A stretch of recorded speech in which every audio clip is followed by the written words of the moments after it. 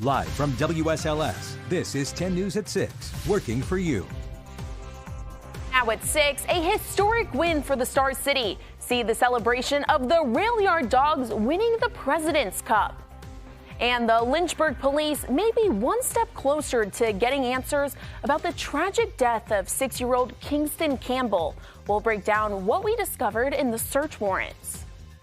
Good evening and thanks for joining us for 10 News at 6. I'm Sydney Jackstimer, joined by Eric Johnson. Today has been a big day for the Star City as fans of the Rail Yard Dogs celebrated the President's Cup win. And I'm again joined here by Eric Johnson. Why is this such a big deal? I know, Roanoke's going crazy over this. It is. And simply put, it's the first time in a long time that a Roanoke hockey team has hoisted a league trophy. And the fact that this was done on home ice and that the fans have shown lots of support makes it even better. And you'll recall on Tuesday night at the Berglund Center, that's when the Rail Yard Dogs took care of business in overtime against Birmingham. It was team captain Mac Jensen who netted home that winning goal, and that set off the frenzy at the Berg as Roanoke won a hockey championship for the first time in decades. Now, since that night, the party has not stopped. In fact, it's only continued with today's procession through downtown before making its way back to the Berglund Center. That's where our own Abby Coleman was. She spent the entire afternoon. Abby, I imagine the team's still on cloud nine. Oh, that's right. The Roanoke Rail Yard Dogs and their fans were fired up as they celebrated the team's historic win this week.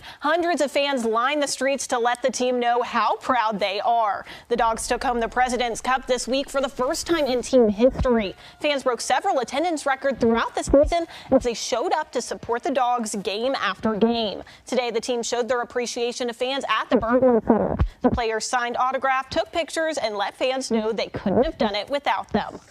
So the guys are here just to celebrate with their fans, the people that kind of make it for this city. The players are incredible. They're so personable, so nice. They take time out to interact with us, and that's what it's all about. We're a big family. We love our boys, we support our boys, and they give it right back to us. Coming up tonight at 11, I'll show you more of the celebration and how the voice of the Dogs thinks community is key for the team. In the studio, Abby Coleman, 10 News, working for you.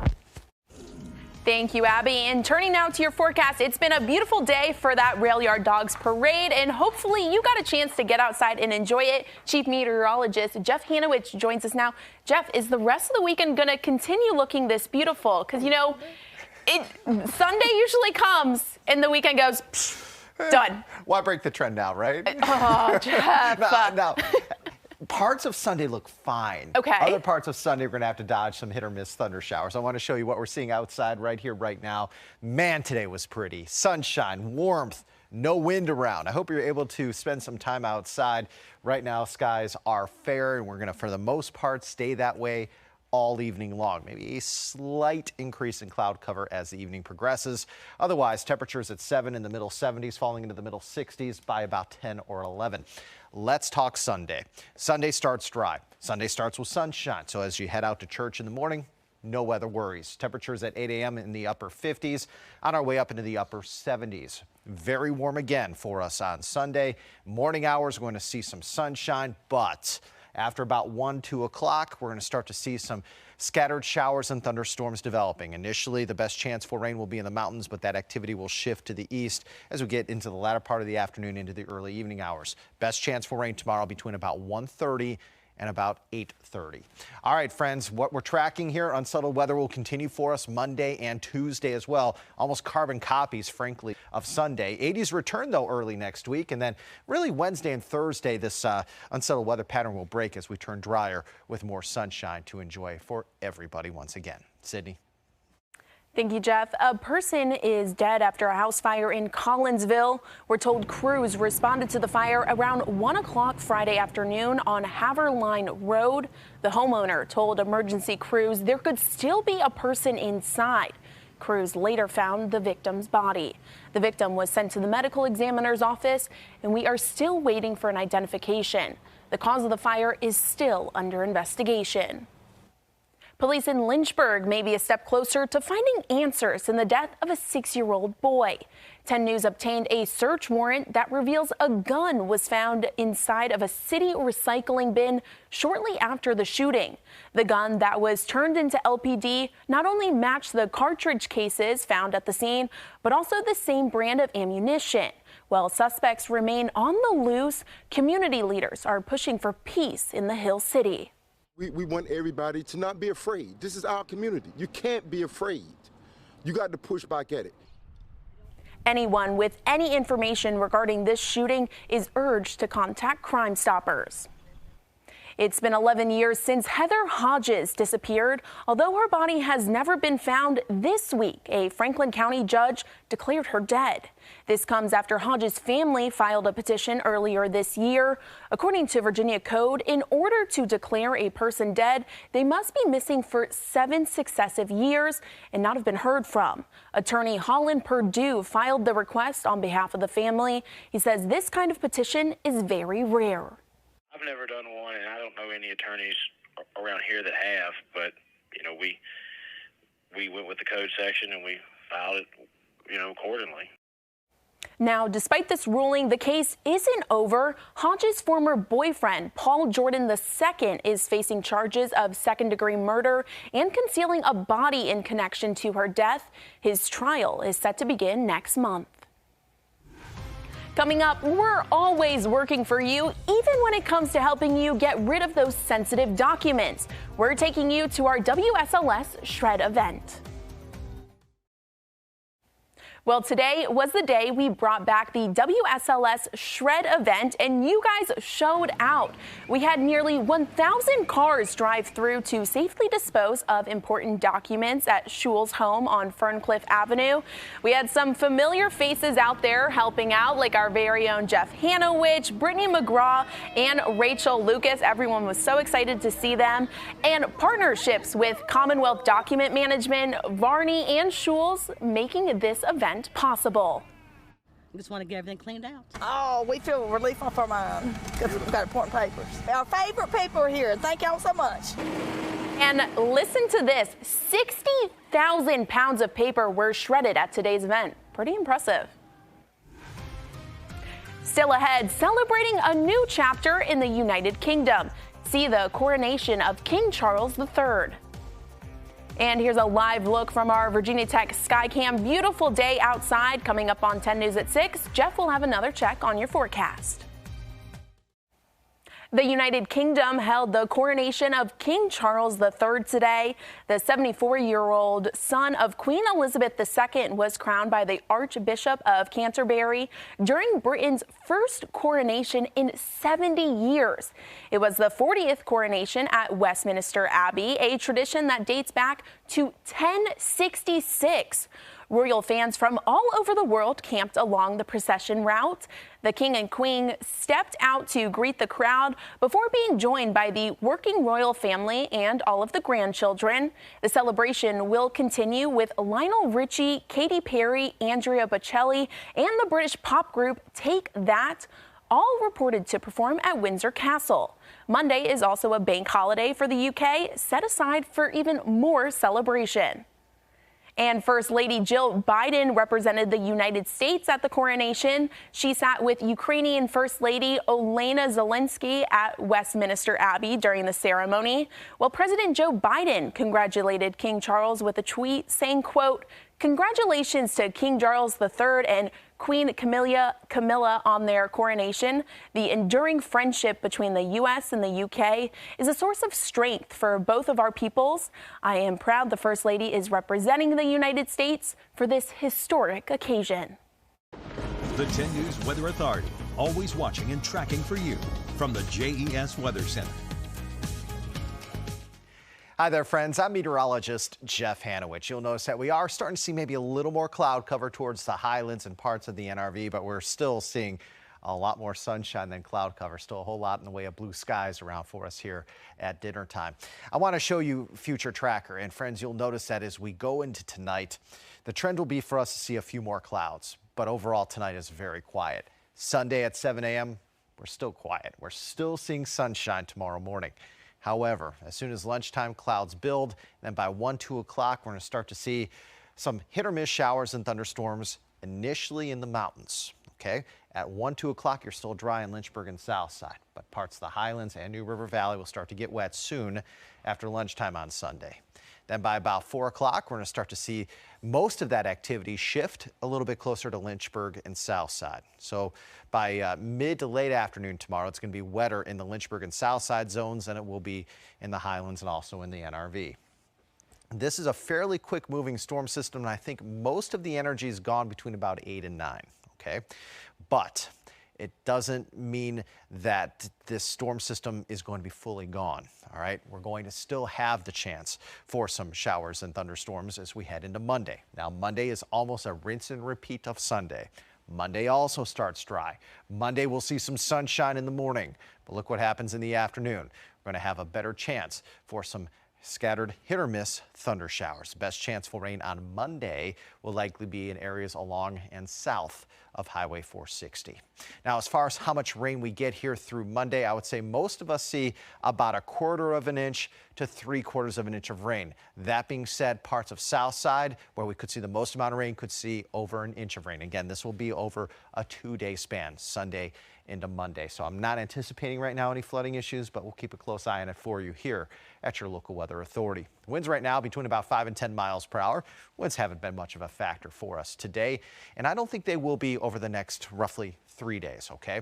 Sustained winds will be between about 4 and 10 miles per hour. Every now and again, you could have gusts 10 to 20 miles per hour Sunday through Tuesday. There's one caveat to this, and that will be if you're under a thunderstorm. If you're under a stronger thunderstorm, the winds could be higher or stronger than what you see here on your television screen. Temperatures right now stand 66 in Hot Springs, 68 in Wytheville, 77 Roanoke, also in Lynchburg and South Boston, 76 Martinsville and Danville. High temperatures tomorrow as we go zone by zone, 73 in the NRV, 75 in the Highlands, 79 Roanoke and Lynchburg, near 80 in Southside. Your forecast for tonight, slowly turning partly cloudy. We're pretty mild though, overnight lows about 49 to 56.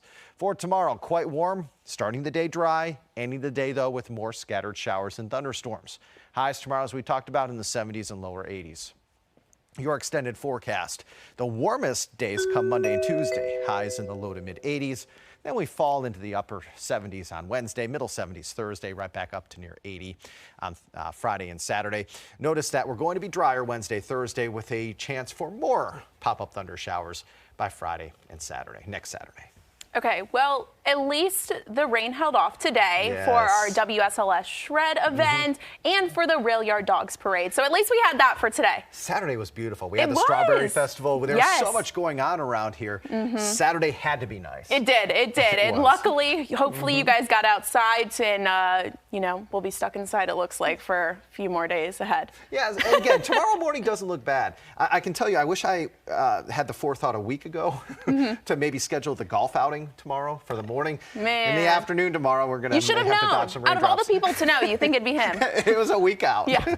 Give me a little slack. Yeah, okay. We're already working for you on 10 News at 11. Coming up, where we'll give you an inside look at the celebration of the Rail Yard Dogs. See all the excitement from today's event. And coming up after the break, a special tribute to a UVA legend, more from the Rail Yard Dogs Championship celebration, and some history made at one of Roanoke's oldest track meets. That and more next in sports. And now, the Freedom First Sports Desk. It's definitely feeling more real, but still just no words to describe this feeling. And with this group of guys, nothing like it. Yeah, it means the world to us. The city's done, so much for us. So glad we can give it back with a little celebration. As we highlighted at the top of the show, the Rail Yard Dogs celebrated their SPHL President's Cup Championship with the Star City. The procession started in the heart of downtown and proceeded to the Berglund Center, where fans were eagerly waiting and cheering them along the route. A big congrats to the Dogs.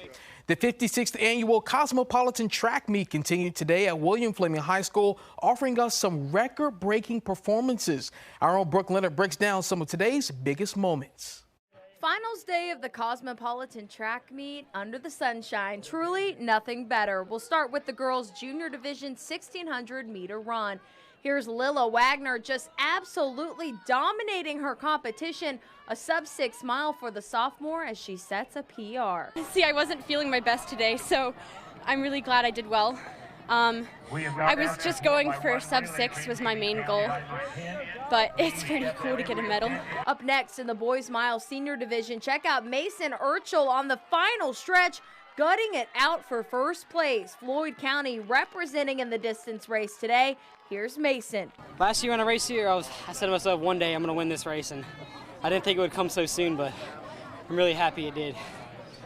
On to the senior division girls 4x1. The team of Kesslin Sechrist, Cheyenne Lyman, Olivia Vyers, and Nadia Jackson out of Pulaski County, the victors, representing Southwest Virginia and taking home gold. A lot of the times the schools from the south, like Pulaski County, are kind of not put in the light or anything. Some things are a little bit more unfair, and it feels really good to win a title today. Coming from Pulaski. And carrying on that Pulaski Cougar legacy is this guy, Diego Turner, who shows out on 1st and 10 in the fall, and today broke the Cosmopolitan shot put meet record by nearly a foot, dating all the way back to 1982. The new record, 57 feet, 5 3/4 inches. I looked at our coach and I was like, I think we did it. Finally, we did it. So, I mean, it was just a happy moment. It feels good, you know, all year everybody watches our runners, you know, nothing about the throwers, but me, Coach Fleener, and all the rest of the guys built a good program, and feel like it's going to be a strong one because of the young guys coming up and just building the foundation for the young guys. At the Cosmopolitan track meet, I'm Brooke Leonard, 10 Sports.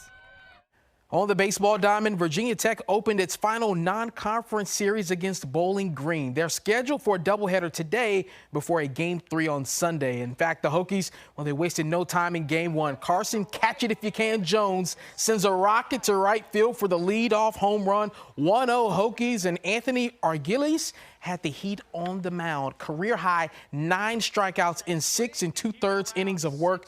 More scoring, bottom of the 6th. It's Brody Donay finding the gap in left center field. In comes Jones, 3-1 Hokies still leading, and they got some late insurance in the 8th inning. Carson Jones again, this time sends one over the scoreboard for his 2nd home run of the game. Tech rolls to a 13-2 win. Game 2 will start at 7 p.m. Other baseball scores, Liberty leading JSU 13-3. VMI fell short to the Citadel 9-4. And in the ODAC baseball tournament, Lynchburg fell short to Bridgewater in Game 1 of that series. Roanoke College leading WNL in the 4th inning. And in the ODAC softball tournament, Roanoke leading Lynchburg so far 3-0 in the 4th inning.